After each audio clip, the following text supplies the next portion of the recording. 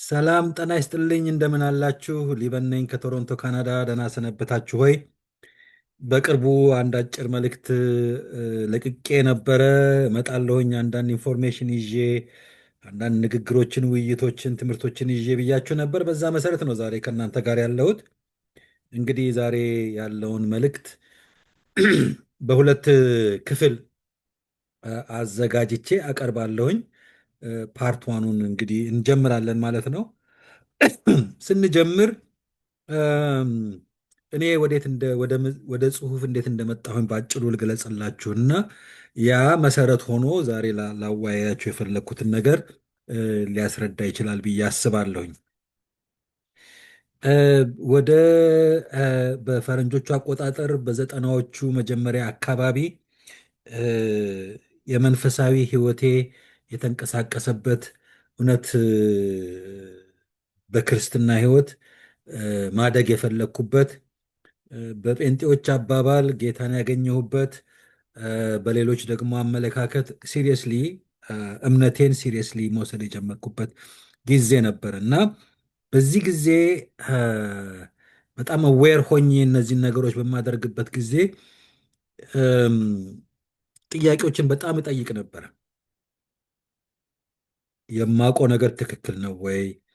እያየሁት ያለው ነገር ትክክል ነው ወይ? ሌሎችስ ነገሮች አሉ ወይ? ባለፈውም መልእክቴ እንደነገርኳችሁ ልክ እንደ ቤሪያ ሰዎች ይህ እውነት ነውን የሚል ጥያቄ በጣም በውስጤ ይመላለስ ነበርና የክርስትና ሃይማኖትን በፕሮቴስታንቱም ቢሆን በኦርቶዶክስም ቢሆን ሌሎችንም እምነቶች መጽሐፎቼ ላይ እንደገለጽኩላችሁ የይሖዋ ምስክር እምነት፣ የሰቨንዲ አድቬንቲስትን፣ ሌሎችንም ሂንዱይዝም፣ ሙስሊሞችንም በቃ በጣም ባገኘሁት አጋጣሚ መጽሐፍም ከሆነ አንብቤ ሰዎችም ከሆነ ጠይቄ ለመረዳት በጣም ብዙ እጥር ነበረ። ያም ነገር ገፋፍቶኝ እንደገና ወደ ዩኒቨርሲቲ ገብቼ ቲዎሎጂ ኮርስ እንድወስድ የገፋፋኝ ነገር ነበር እና በዚህ ሁሉ ሂደት ውስጥ ያገኘሁትን ያመንኩትን የሰማሁትን የያዝኩትን ነገር እ፣ ለሌሎች ለምን አላካፍልም ከሚል አንጻር ነው የመጽሐፍ ነገር በውስጤ የተሰረጸ እና በዛን ጊዜ በተለይ ስለ ታቦት የተጻፈ መጽሐፍ አግኝቼ አነበብኩኝ።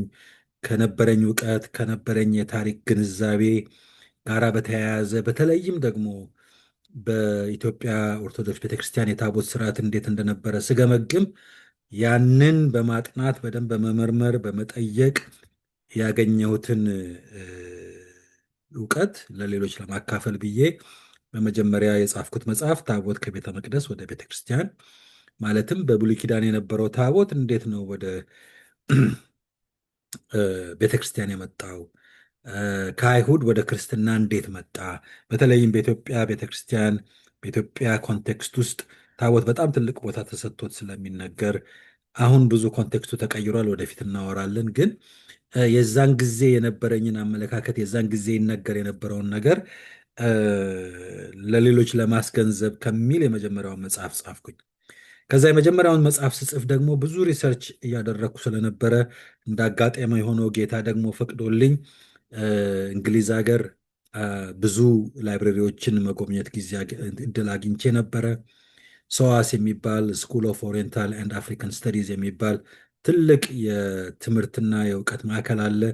እዛም ላይብረሪ ውስጥ ሜምበርሺፕ እንዳገኝ እግዚአብሔር ረድቶኝ እዛም ያሉትን ብዙ የተለያዩ ማኒስክሪፕቶችን አገኝ ነበር እና አሁን እነዚህ ማኒስክሪፕቶችንም ደግሞ ሳገኝ ዋው ይሄ ሁሉ ነገር አለ ማለት ነው በክርስትና ከሚል ያንንም ደግሞ ለሰዎች ለማሳወቅ ስል ሁለተኛው መጽሐፍ በጣም ብዙ ኮምፕሌክስ የሆነ ኢንፎርሜሽን ስለነበረ ለሰዎች እንዳይከብድ በቀለለ ሁኔታ ማንበብ እንዲችሉ በልብ ወለድ ታሪክ ውስጥ አካብቤ በሁለት ወንድማማቾች መካከል የሚደረግ ውይይት በዛ ውስጥ አካትቼ እነዚህን ኢንፎርሜሽኖች ለምሳሌ ብዙዎቻችሁ ምን ያህል ታውቁ እንደሆነ አላውቅም፣ ግን እነዚህ አምስቱ ቅንዋተ መስቀል የሚባሉ አሉ እና እያንዳንዱ ቅንዋት ስም አለው በኢትዮጵያ ኦርቶዶክስ ቤተክርስቲያን።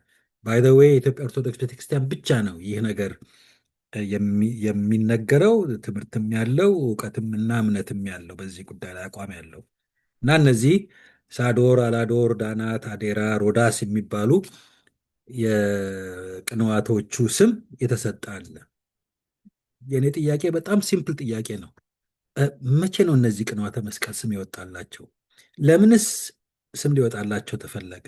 ማን አወጣላቸው የሚለውን ጥያቄ ስመረምር ወደ ኋላ ሄጄ ሳይ እነዚህ ሳዶር፣ አላዶር፣ ዳናት፣ አዴራ፣ ሮዳስ የሚለው ከሮማውያን የአስማት ስርዓት የመጡ ቃላቶች እንደሆኑ እነዚህ ምን ይባላሉ? ማጂካል ፓሊንድረምዝ ይባላሉ። ማለትም ስትጽፏቸው ወደ ጎን ሲጻፉ ወደ ታችም ሲነበቡ፣ ወደ ጎንም ሲነበቡ፣ ወደ ታችም ሲነበቡ፣ ከግራ ወደ ቀኝም ሲነበቡ፣ ወደ ላይም ሲነበቡ በሴም ወርድ ይሰጣሉ። ሮታስ፣ አዴራ፣ ቴነት፣ ሳዶር የሚል እና ይሄ ከማጂካል እንትን የመጣ ከሮማውያን የአስማት ስርዓት የመጣ እንደሆነ ተገነዘብኩኝ። ይህንን ታዲያ ለሰዎች እንደ ይሻል አላደርግም ከሚል አንጻር ልፈፋ ጽድቅ የሚል ዶክመንት አገኘሁኝ። ይሄ ልፈፋ ጽድቅ የሚለው ዶክመንት የእግዚአብሔር ስሞች ተብሎ በጣም ብዙ ሶፊስቲኬትድ የሆኑ ኮምፕሌክስ የሆኑ በጣም ፋሲኔት የሚያደርጉ ስሞች እነዚህ የእግዚአብሔር ስሞች ናቸው። እነዚህን ስሞች ደግሞ የሚያውቅ ሰው ወይንም የደገመ ሰው ወይንም የሚያገኝ ሰው ያለምንም እንቅፋት ወደ መንግስተ ሰማያት የመግባት እድል አለው ከሚል ይሄ ልፈፋ ጽድቅ ኢትስ አክቹዋሊ ትራንስሌሽን ፍሮም ቡክ ኦፍ ዴድ የግብጾቹ የኢጂፕሽያን ቡክ ኦፍ ዴድ ከሚል የተተረጎመ ነው እና በድሮ ጊዜ ሰዎች በዚህ ጥቅልል ወይንም በዚህ ጽሁፍ እየተገነዙ ከሞቱ በኋላ ወደ መንግስተ ሰማያት ምንም እክል እንዳያጋጥማቸው የሚጠቀሙበት ጽሁፍ እንደሆነ ተገነዘብኩኝ። ይህን እንዴት ለሰዎች አላከፍልም ብዬ አሰብኩኝ። ሌላ ብጨምርላችሁ እንደ ምሳሌ ቀመር አሁን ለምሳሌ በኢትዮጵያ በጣም ይነገራል። በተለይ መጋቢ ሐዲስ ዶክተር ሮዳስ የተባሉ ስሙም ሮዳስ ነው፣ ቅድም እንዳልኳችሁ በጣም በዚህ በኒሜሮሎጂ በምናምን በስነ ክፍል በዚህ አስትሮሎጂ ምናምን በጣም ብዙ የሚናገር የኦርቶዶክስ ቤተክርስቲያን አስተማሪ ነው እና ቀመርን በሚመለከት ቁጥሮችን በመደመር የተወሰነ ነገር ማምጣት የሚለው ኒሜሮሎጂ በእንግሊዝኛ እነዚህ ነገሮች የተሳሰሩበትን ዶኪመንቶች ስላየው ይህን ደግሞ ለሰው ማሳወቅ አለብኝ ከሚል ነው። ማለት ምንድን ነው? የምናምነውን ነገር በደንብ እናውቃለን ወይ፣ መሰረቱን እናውቀዋለን፣ ባክግራውንዱ ኮንቴክስቱ ይገባናል ወይ ከሚል አንጻር ነው እና ዲስ ኢዝ ቬሪ ኢምፖርታንት።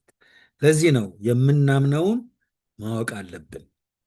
ራይት። ልክ እንደ ቤሪያ ሰዎች ይሄ ነገር እውነት ነውን ብለን መጠየቅ መቻል አለብን እና ከዚህ አንጻር ነው ዛሬ መልእክቴን እና ወደፊትም ሰው የተሰኘውን መጽሐፍ ያው እንዳልኳችሁ ነግሬያችኋለሁ። እሱንም አንተርሼ ብዙ ነገሮችን ልላችሁ እፈልጋለሁ። ይህንን እንደ መንደርደሪያ ካልኩኝ ካነሳሁኝ ዘንዳ አንዳንድ ነገሮችን ላስቀምጥ። በመጀመሪያው ክፍል ልናገር የፈለግኩትን ማለት ነው። የመጀመሪያው የምናምነው ነገር እንዴት ነው የምናውቀው የሚለው ሀሳብ መሰረታዊ የሆነ ቅዱስ መጽሐፍትን አንብበን መረዳት ይገባናል የሚል እምነት አለኝ። ይሄ የሁላችንንም ሬስፖንሲቢሊቲ ነው። ባለፈው መልእክት እንዳልኳችሁ አሜን የምንለው ወይንም ቃለ ሕይወት ያሰማልን የምንለው ሰዎች በፑልፒት ላይ ሆነው የተናገሩትን ፓስተርም ሆነ ዲያቆንም ሆነ ቄስም ሆነ ምንም ሆነ ከዛ የተነገረውን ነገር ዝም ብለን አሜን ብለን ስለምንቀበል ራይት ኦኬ ጥሩ ነው። ግን መንፈስን መመርመር የለብንም ወይ? እንደ እግዚአብሔር ቃል መፈተሽ የለብንም ወይ? ባክግራውንዱ ምንድን ነው? ፋውንዴሽኑ ምንድን ነው? ኮንቴክስቱ ምንድን ነው ማለት ማወቅ የለብንም ወይ? ይገባናል። ስህተት ያልሆነውን ነገር ለመለየት እውነተኛ የሆነውን የእግዚአብሔር ቃል መሰረቱን ማወቅ አለብን። ከተመሰረተው በላይ ከተመሰረተው ሌላ ምንም አይነት መሰረት ሊመሰረት አይችልም ብሎ የእግዚአብሔር ቃል ያስጠነቅቀናል እና ከዛ አንጻር ሁለት ነገሮችን ላነሳ እፈልጋለሁ። በመካከላችን ብዙ ጊዜ እኔ መጽሐፍ ቅዱስን አንብቤ ለመረዳት አልችልም የሚል ፍሬም ኦፍ ማይንድ አለን። ያንን ፍሬም ኦፍ ማይንድ መቀየር መቻል አለብን። እኔ መጽሐፍ ቅዱስን አንብቤ ልረዳ አልችልም የሚል ፍሬም ኦፍ ማይንድ ከያዝን በመጀመሪያ ደረጃ ለማንበብም ጥረት አናረግም፣ ኢንተረስት አይኖረንም፣ ኢንከሬጅድ አንሆንም፣ አንሞክርም። ሶ ያንን ፍሬም ኦፍ ማይንድ እንድንቀይር ላሳስባችሁ እፈልጋለሁ። ሁለተኛው በሌሎች የሚነገር ነው። የመጀመሪያው በራሳችን የምንይዘው ነገር ነው። ሁለተኛው በሰዎች የሚነገር ነው። ማንም ሰው የእግዚአብሔርን ቃል ሊረዳ አይችልም ብለው በቤተ እምነቶች የሚነገር ነገር አለ። that is also wrong። መጽሐፍ ቅዱስን በምንመለከትበት ጊዜ ከዘፍጥረት እስከ ራእይ በምንመለከትበት ጊዜ መጽሐፍ ቅዱስ የእግዚአብሔር መልእክት ነው። በተለያዩ ሰዎች የእግዚአብሔር መልእክት ለሰዎች የተላለፈበት መንገድ ነው። ሙሴም ቢሆን ነቢያትም ቢሆኑ ሌሎችም ታሪክ የጻፉ ሰዎች ቢሆኑ እንደ ነገሥት እንደ ዜና መዋዕል ያሉ መጽሐፍቶች ለእግዚአብሔር ሕዝብ መልእክት ነው። ራይት። ነቢያቶች ትንቢትን ሲያመጡ ከእግዚአብሔር ተቀብለው ሲናገሩ ለሕዝቡ ነው የተናገሩት። እግዚአብሔር የሰራዊት አምላክ እግዚአብሔር እንደዚህ ይላል ብለው ነው የተናገሩት። ስለዚህ ያ መልእክት እስከሆነ ድረስ ያንን መልእክት አንብበን ለመረዳት ይቻለናል ማለት ነው። በአዲስ ኪዳን ብንሄድ ወንጌላትን እንደዚሁ መልእክት ተደርገው ነው የተጻፉት። ግን የጳውሎስን መልእክት ወይንም የነ ጴጥሮስን መልእክት ወይንም የይሁዳን መልእክት ወይንም የዕብራውያንን መልእክት ወይንም የጢሞቴዎስን መልእክት በምንመለከትበት ጊዜ መልእክቶች ናቸው፣ ደብዳቤዎች ናቸው። ፎር ዘ ሞስት ፓርት ጳውሎስ ለቤተ ክርስቲያን የጻፈው ደብዳቤ ነው። በዛን ጊዜ ነምበር ዋን እንደዚህ ፕሪንቲንግ ምናምን ስላልነበረ በእጅ ተጽፎ በእጅ ተገልብጦ በቤተ ክርስቲያን ጉባኤ ላይ የሚነበቡ መልእክቶች ነበሩ። የቆሮንቶስ መልእክት ቢሆን በጉባኤ እንዲነበብ ነው። የኤፌሶን መልእክት በጉባኤ እንዲነበብ ነው። የገላትያ መልእክት በጉባኤ እንዲነበብ ነው። የሮሜ መልእክት በጉባኤ እንዲነበብ ነው። ስለዚህ ተነቦ ሰዎች ሰምተው የተነገረውን ቃል አድምጠውና ተረድተው በሕይወታቸው ላይ ተስፋ ከሆነ እርማት ከሆነ መጎልበት ከሆነ እንዲያገኙ የተደረገ መልእክት ነው። ስለዚህ እንደ ሴም ዌይ እኛም ዛሬ መጽሐፍ ቅዱስን በምናነብበት ጊዜ በመጀመሪያ የተጻፈላቸው ሰዎች ጉዳይ እንዳለ ሆኖ ለእኛ ደግሞ የሚለውን ነገር አንብበን የምንረዳበት የእግዚአብሔር መልእክት ስለሆነ በዛ አንጻር ያንን በደንብ መመልከት አለብን። ስለዚህ ማንበብና መረዳት ይቻለናል። የስ አንዳንድ እርዳታዎች ያስፈልጉናል ፎር ሹር። ምክንያቱም ጳውሎስ ለቆሮንቶስ ሲጽፍ የዛሬ 2000 ምናምን ዓመት አካባቢ የተጻፈ መልእክት ነው። በዛን ጊዜ የነበረውን ነገር መረዳት ኮንቴክስቱን ማወቅ ምናምን ይገባናል። እነዛ ነገሮች እንዳሉ ሆነው እኛ ፍሬም ኦፍ ማይንዳችንን መጽሐፉን አንብበን መልእክቱን ማግኘት እንችላለን፣ መጨበጥ እንችላለን ብለን ፍሬም ኦፍ ማይንዳችንን ማስተካከል ይኖርብናል። ሁለተኛው ደግሞ ሌሎች እንደዚህ ሲሉ ኖ የእግዚአብሔር መልእክትን አንብበን መረዳት እንችላለን ነው። በዛን ጊዜ ፕሪንቲንግ ፕሬስ ቢኖር ተባስቶ ሰዎች እጅ ይገባ ነበረ። በዛን ጊዜ ሰዎች አንብበው የተማሩ ሰዎች ቢኖሩ አንብበው የመረዳት እድላቸው 100% ይሆን ነበረ። ራይት። የዛን ጊዜ የሚያነቡ ሰዎች ቁጥር በጣም አነስተኛ ነበረ። ኤሊቶች ወይንም የቤተክርስቲያን የቤተ መቅደስ ሰዎች ይሆናሉ የሚያነቡት የሚጽፉት። ለዛ ነው በኢትዮጵያም እንኳን ብናይ የመጽሐፍ ቅዱስ ህትመት የተጀመረው በአፄ ኃይለሥላሴ ጊዜ ነው። 1890 years ago። ከዛ በፊት ግን ማንበብ የሚችሉት የቤተክርስቲያን ካህናት ሰዎች ነበሩ። ስለዚህ በእነሱ እጅ ነው ያለው። እነሱ ያነበቡትን ነው ምዕመናን ሰምተው የሚሄዱት። the essence of the matter ግን መልእክት ስለሆነ እንደ መልእክት ልናየውና ልንቀበለው ያስፈልጋል። that is the first point I want to do። ሁለተኛው ፖይንት ላነሳላችሁ የምፈልገው የመጽሐፍ ቅዱስ ዓላማው በጣም ኢምፖርታንት ስለሆነ ከዛ አንጻር እንድናየው እፈልጋለሁኝ።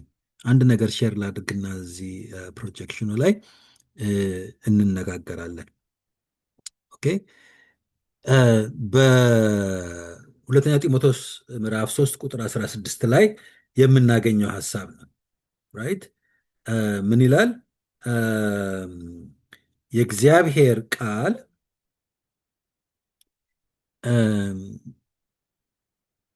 ጀስት አሬንጅ ኦኬ። የእግዚአብሔር ሰው ፍጹምና ለበጎ ሥራ ሁሉ የተዘጋጀ ይሆን ዘንድ የእግዚአብሔር መንፈስ ያለበት መጽሐፍ ሁሉ ለትምህርትና ለተግሣጽ ልብንም ለማቅናት በጽድቅም ላለው ምክር ደግሞ ይጠቅማል ብሎ ጳውሎስ በጢሞቴዎስ መልእክቱ ላይ ሁለተኛ ጢሞቴዎስ መልእክቱ ላይ ያስቀምጣል ማለት ነው። በእንግሊዝኛው ስናነበው all scripture is inspired by God and profitable for what? Teaching, for reproof, for correction, for training in righteousness, so that the man of God may be adequate, equipped for every good work. አሁን እነዚህን የመጽሐፍ ቅዱስ ምንባብ አሁን ያነበብኳቸውን ስንመለከት መጽሐፍ ቅዱስ ለምንድን ነው የሚጠቅመን?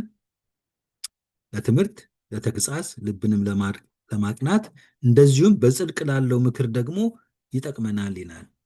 ሰው ፍጹምና ለበጎ ሥራ ሁሉ የተዘጋጀ ይሆን ዘንድ። ስለዚህ እኛ በጽድቅ ላይ መመላለስ ከፈለግን፣ በጎ ሥራ በእኛ ውስጥ እንዲኖር ካስፈለገን የእግዚአብሔር መንፈስ ያለበት መጽሐፍ ሁሉ ለትምህርትና ለተግሣጽ ልብንም ለማቅናት በጽድቅም ላለው ምክር ደግሞ ይጠቅማል ይለናል። በደንብ ለመተንተን ቢያስፈልገን ወደ መጀመሪያው የግሪኩ ብንሄድ መጽሐፍ ቅዱስ ኒው ቴስታመንት በአብዛኛው በግሪክ ነው የተጻፈውና የዛን ትርጉም በምንመለከትበት ጊዜ በጣም ደግሞ ጠንካራ አድርጎ እንድንይዘው የሚያደርገን ሐሳብ እናገኛለን። ማለትም every scripture is God breathed and profitable for instruction, for correction, for training in righteousness, so that complete be the man of God towards every good work.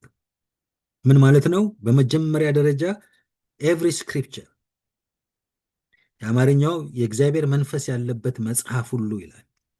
እዚህኛው ጋር ግን ወይንም የእንግሊዝኛው all scripture that is inspired by God መጽሐፍ ቅዱስ በእግዚአብሔር ሰዎች ኢንስፓየርድ ሆነው የጻፉት እንደሆነ እናውቃለን። በኢንስፒሬሽን ነው የተጻፈው። ወደ 40 የሚሆኑ የመጽሐፍ ቅዱስ ጸሐፊዎች አሉ። ከ1500 እስከ 2000 ዓመት የፈጀ እንትን ውስጥ ታይም ላይን ውስጥ የተጻፉ ናቸው። ግን we have to understand መጽሐፍ ቅዱስ ላይ የምናገኘው ቃል ከእግዚአብሔር እስትንፋስ የወጣ ነው። ማለትም ከእግዚአብሔር አፍ የወጣ ነው። እግዚአብሔር የተነፈሰው ቃል ነው።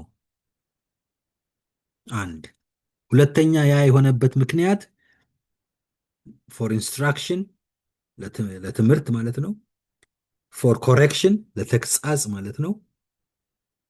ፎር ትሬኒንግ ራሳችንን ለማጎልበት ትሬን ለማድረግ በምን በጽድቅ ኢን ራይቸስነስ። እናስ አውትካሙ ምንድን ነው? ሰው በእግዚአብሔር በጎ ሥራ ኮምፕሊት እንዲሆን ፍጹም እንዲሆን። ስለዚህ መጽሐፍ ቅዱስን ማንበብ፣ መረዳት፣ መማር፣ ማወቅ ምንም አይነት ኤክስኪውዝ የማይሰጥለት በተለይ ክርስቲያን ሆነን በእግዚአብሔር ጽድቅና እንደ እግዚአብሔር ፈቃድ በሙላት እንድንመላለስ መጽሐፍ ቅዱስ ማወቅና ማንበብና መረዳት፣ በዛ መማር፣ መገሰጽ፣ ትሬን ማድረግ፣ ራሳችንን ማጎልበት የሚያስፈልገን ሐሳብ ስለሆነ ያንን በሚገባ ለማድረግ ከእግዚአብሔር ቃል ግንኙነት መፍጠር የግድ ይሆናል። This is the first part I wanted to talk to you. ሁለተኛውን ፓርት ደግሞ እንመለሳለን፣ እንቀጥላለን። ስለዚህ in one sentence ይሄ ሐሳብ ምንድን ነው ብትሉኝ፣ እግዚአብሔር ያለውን ለማወቅ እግዚአብሔር ለእኛ ፍጹምነት የሆነውን ነገር እንድንረዳ በእግዚአብሔር ጽድቅና ለበጎ ሥራ እንድንመላለስ የእግዚአብሔርን ቃል ማወቅ ያስፈልገናል። እኔ አንብቤ መረዳት አልችልም የሚለውን ፍሬም ኦፍ ማይንድ ወደዛ ማስወገድ አለብን። ሌሎች ሰዎች ደግሞ እናንተ በራሳችሁ አንብባችሁ አትችሉም ለመረዳት የሚሉትንም ደግሞ ትምህርት ዞር በሉ ማለት መቻል አለብን። የእግዚአብሔርን ቃል ራሳችን ለግላችን፣ ለልባችን፣ ለሕይወታችን የሚሆነውን ነገር ልክ ጳውሎስ ለምዕመናን ጽፎ እንደላከው ሁሉ ለእኛም ተቀብለን ያንን መልእክት እንዴት እንደምንረዳ ኃላፊነት ወስደን ማድረግ አለብን። እንዴት እናደርጋለን የሚለውን እንመጣበታለን። በፈርስት ፕሬሚስ ግን የእግዚአብሔርን ነገር ለማወቅ የእግዚአብሔርን ቃል ከእግዚአብሔር እስትንፋስ የወጣውን ጎድ ብሬት የሆነውን ቴዎስ ኑስቶስ የሆነውን ቃል በሚገባ ማወቅ አለብን የሚለውን የመጀመሪያውን ክፍል ልነግራችሁ ፈልጌ ነው። ሁለተኛውን ክፍል ደግሞ እንቀጥልበታለን። ታንክ ዩ